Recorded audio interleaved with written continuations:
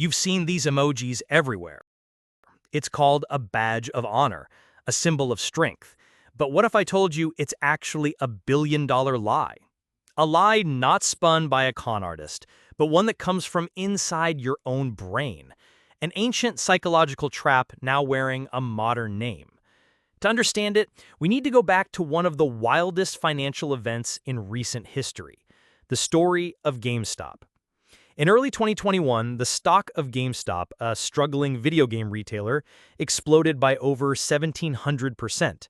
An army of small investors on Reddit's Wall Street Bets forum coordinated to buy in, fighting against hedge funds that were shorting the stock. It was pure euphoria. Stories of overnight millionaires were everywhere. The diamond hands mantra was born here, as a rallying cry for solidarity against the system. And then the party ended. The stock crashed, and a strange thing happened. Many people, despite losing 50%, 70%, even 90% of their value, refused to sell. They posted their losses like medals of honor, still chanting diamond hands. Why? To answer that, we have to talk about something called the sunk cost fallacy. Forget stocks for a moment. Have you ever paid for a buffet and kept eating even when you were full just because you'd already paid for it? That's it. A sunk cost is a cost that has already been incurred and cannot be recovered. The fallacy occurs when we let those unrecoverable costs influence our future decisions. Our brain says, we have to continue or everything we've invested will be wasted. Now, back to diamond hands. The sunk cost here wasn't just money. It was the hours spent watching charts, the emotional energy of hoping, the effort spent arguing online. And most importantly, it was ego, admitting you were wrong. Selling a losing stock isn't just realizing a financial loss. It's an admission, I was wrong. I chased a fantasy. My time and belief were wasted. Our brain despises this feeling. So, it creates a new narrative for self-preservation. I'm not wrong. I'm a diamond hands.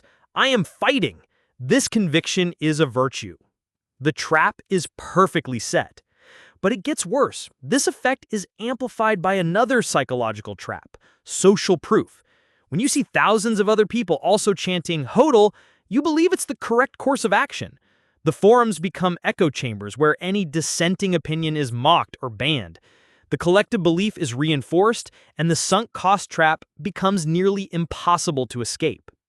So how do you escape a trap of your own making? The key is to ask one brutal but necessary question. If I had this exact amount in cash today, would I buy this asset at its current price? If the answer is no, then the only logical decision is to sell.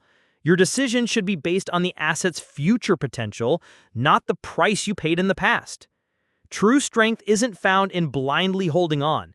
It's found in flexibility, in the ability to admit a mistake, cut your losses, and move on to the next opportunity. That is the discipline of a wise investor.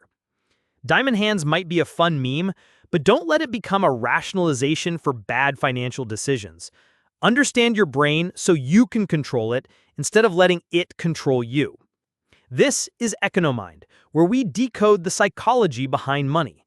If this video gave you an aha moment, subscribe and share it with a friend who needs to hear this too.